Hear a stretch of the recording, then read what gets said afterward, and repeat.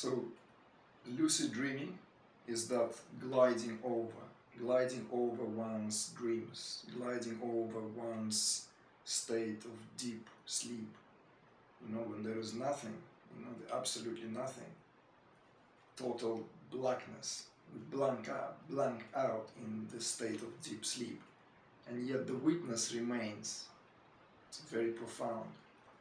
This is the state of shunya, you know, often mistaken for the state of shunya. Often when Buddhists, you know, people from that tradition, when they meditate and experience that, they think that that's shunya.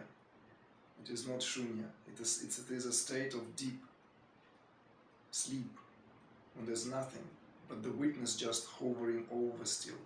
You still know that you are the one who is experiencing it. It's enough to have few minutes of deep sleep throughout the night to feel fully rested. And you can, you know, dream all night long for 8 hours and still get out of bed totally wrecked, you know, like it's just very, very strange, because the mind is still active. In a deep sleep, mind is switches off.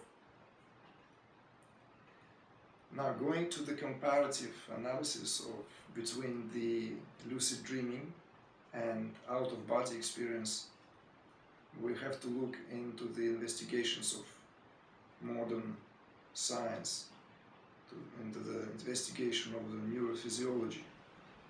According to them, there is no corresponding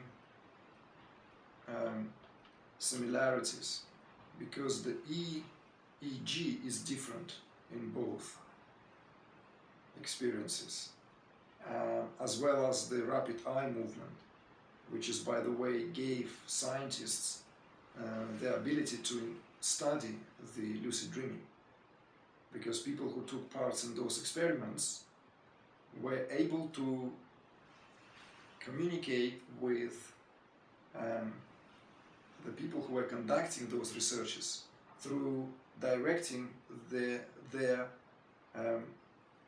pupils, you know, while the eyes are shut and while they're experiencing lucid dreaming, to give them a certain sensation of where they are at. I'm not going to go into the details because it's a totally different subject, and one I'm sure can find out more about it. You know, there's plenty of literature and stuff written about it. But going to out-of-body experience, I'd say that out-of-body experience sometimes has very little to do with spiritual practice proper. Many people have experienced that, and many people have experienced that without any desire to experience it. You know, it could be induced clinically in the state of, you know, when you leave your physical body and hovering above it, experiencing the whole situation, not just your own body, but you can experience the whole situation, the whole actually physical location from the aerial point of view. I myself had that experience as a teenager under the effect of a especially powerful drug that I took, which actually gave me a very profound sense that there is something other than this. You know, there is something other than something we can put our hands on. Because I've realized that I was experiencing this whole thing from a very different perspective. I was experiencing it from the aerial perspective. I wasn't experiencing it from underneath or, you know, from the side. It was an aerial perspective, so it's kind of bizarre. It rose a lot of questions, you know, kind of like gave me a lot of food for thought. And for years I'd never actually mentioned to anyone about that experience, because I was actually afraid that people might not understand and have you know, their own idea of what that experience was. However, when I became a serious meditator, when I took the practice of yoga, and when this whole process unleashed the out-of-body experience took a very different quality. It was not as if I was thrusted out of my body, or there was none of that kind of, because out-of-body experience could coincide with some very unpleasant experiences, especially when the soul, so to speak, gets back into the body. It could be quite jolting.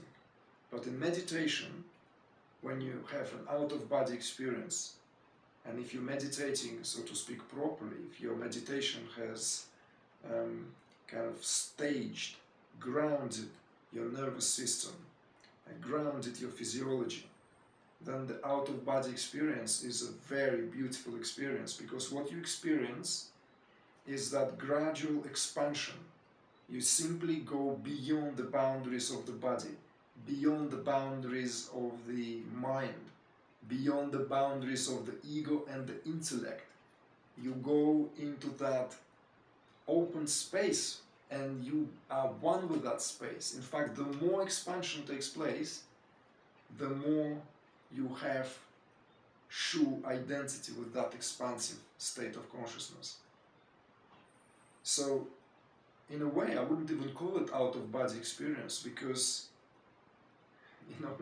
I'd call this experience in-body experience. It's like boxed into the human physiology. Often we feel the prisoners of being just like, that mortal cell, being the prisoners of that calcified,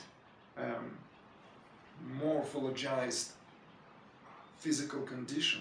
We often call human condition, because we assign to that all the various data, various phenomena that we experience, that the body, mind, emotions, feelings, desires, happiness, unhappiness, suffering, joy, pain, all is mixed. So to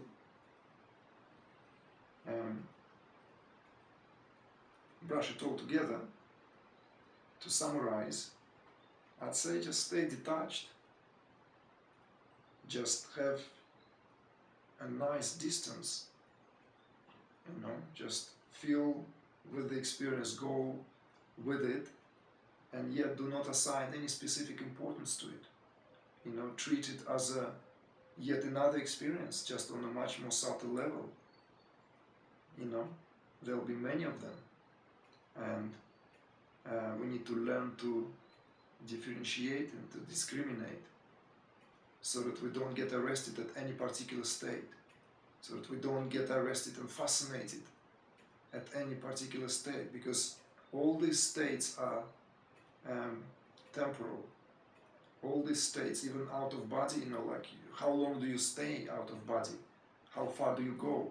Most experiences that I read about people have having out of body experiences is just hovering locally, maybe going, above the area, above the city, village, or what have you. That will be already more profound. But the out-of-body experience can take you out in the outer space, outer cosmos, and into the galaxy. We're talking about encompassing the whole universe in the grain of sand. That's what I would call a proper out-of-body experience. And then going back to the body would be like going back home without ever leaving it. Jai Gurudev.